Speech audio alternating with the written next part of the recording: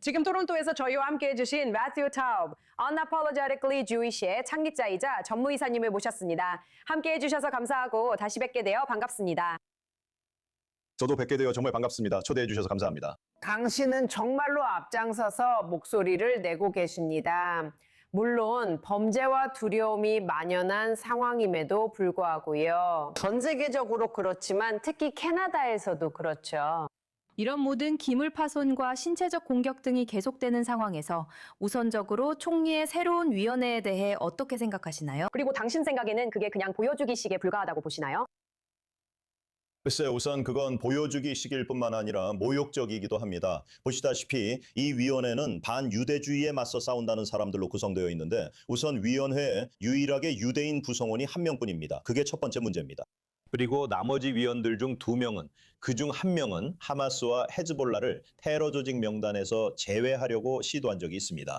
그리고 또 다른 위원은 10월 7일 이후에 있었던 점거 농성 때문에 엘버타 대학교를 상대로 소송을 제기한 변호사였습니다. 그래서 이 위원회는 실제로 반유대주의에 맞서 싸우려는 사람들로 구성된 위원회가 아닙니다. 여기 농담이 있습니다. 반유대주의를 가장 잘 아는 사람은 바로 그들 자신입니다. 모두 반유대주의자이기 때문이죠. 맞아요. 와, 그런데 왜 그런 거죠? 제 말은 정말 뻔하잖아요. 말씀하신 대로. 그리고 여기 그가 총리로 있는데 왜 굳이 위원회를 만든다고 하는 걸까요? 분명히 그 말씀하신 대로 그다지 견고하지 않은 것 같아요. 이게 정부의 전형적인 모습이에요. 그저 더 많은 관료주의일 뿐이죠. 또 다른 위원회가 또 다른 보고서를 만들고 또 다른 에세이를 읽고 계속해서 이런저런 일을 하면서 문제를 미루는 거죠. 우리는 문제가 무엇인지 알고 있고 무엇을 지적해야 하는지도 알고 있어요. 그런데 또 한 번 더 논문을 써서 알아보자는 식으로 일을 더 하려는 거죠. 반유대주의의 원인, 폭력 증가의 원인, 유대인 회당이나 학교, 유대인 사업체 등에 대한 공격이 늘어난 이유까지 이 모든 것의 원인을 우리는 알고 있습니다.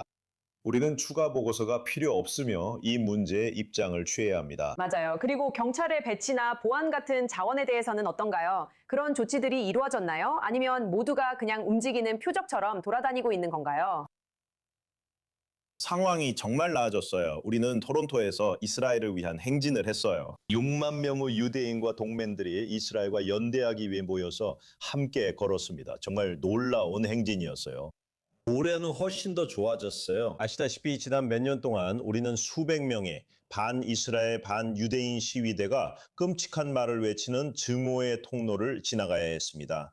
올해는 경찰이 더 나아졌어요. 훨씬 더 강력하게 배치됐습니다. 경찰이 시위대를 우리가 있던 곳에서 약 50m 뒤로 밀어냈어요. 그리고 한 곳에서는 시위대가 뚫고 들어오기도 했습니다. 경찰은 그런 일이 일어날 거라고 준비하지 못했어요. 제가 바로 갔더니 하버드 사람들이 모두 있었어요. 그래서 그들 앞에서 테필린을 감았고 진실이 드러났죠. 이건 이스라엘만의 문제가 아니었어요. 그렇지 않았어요. 그들은 저에게 소리치지 않았어요. 모두 제가 옹호자인 걸 알아서 제 이름을 외쳤죠. 네가 집단 합사를 지지한다 같은 말은 아니었어요. 갑자기 그들이 너는 진짜 유대인이 아니야 라고 말했어요. 와, 그리고 가면이 벗겨졌어요. 맞아요. 와. 그건 더 이상 이스라엘 문제가 아니라 제 유대교 신앙에 대한 노골적 공격이었어요. 그리고 그 순간 가면이 벗겨졌습니다. 최근에 칼럼을 쓰셨잖아요. 그 글이 정말 많은 노력이 들어간 걸로 알고 있어요. 그 글은 정말 포괄적이었어요. 플랜 B에 대해서도 이야기했고 사람들이 금요일 밤에 식탁에 둘러앉아 어디로 갈지 무엇을 할지 고민하는 모습도 담겨 있었죠. 남아있는 것도 선택지라고 보시나요? 분명히 집을 떠나거나 포기하고 싶지 않은 마음이 있지만 요즘 더 많은 사람들이 알리아를 선택하려는 움직임이 보이고 있어요. 당신 생각에는 플랜 B가 무엇이라고 생각하세요? 플랜 B는 있죠. 제 기사에서도 모두가 다음에 뭘 해야 할지 말하고 있어요. 그래서 이런 대화는 캐나다에서 그리고 미국의 많은 지역에서도 계속되어 왔지만 특히 캐나다에서는 지난 2년 반 동안 이어져 왔어요. 10월 7일 이후 우리는 앞으로의 방향과 할 일에 대해 논의하기 시작했어요.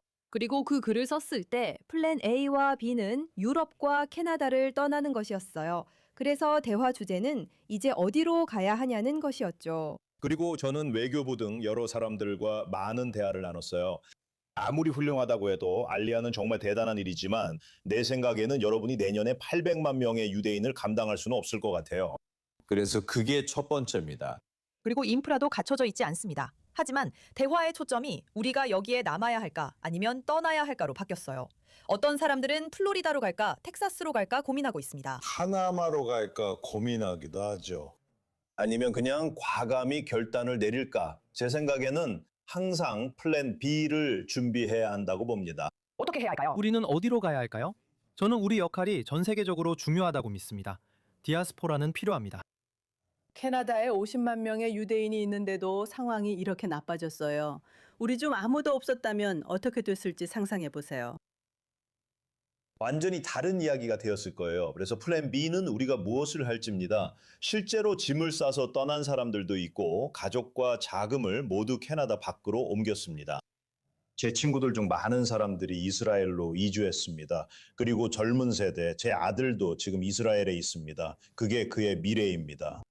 알다시피 그는 이렇게 생각하고 있어요. 나는 플랜 B를 원하지 않아. 이게 내 플랜 A야 라고요. 저는 졸업했어요. 이게 내가 가고자 하는 길이야. 그래서 그는 반드시 이거 실현할 거야. 정말 훨씬 더 쉬워요. 네가 22살이 되는 말이야. 맞아요. 정말 그래요. 정말요. 매튜, 계속해서 목소리를 내주고 두려움 없이 행동해줘서 정말 고마워요. 그리고 정말 대단해요. 누가 됐든 아무도 당신을 건드릴 수 없을 것 같아요.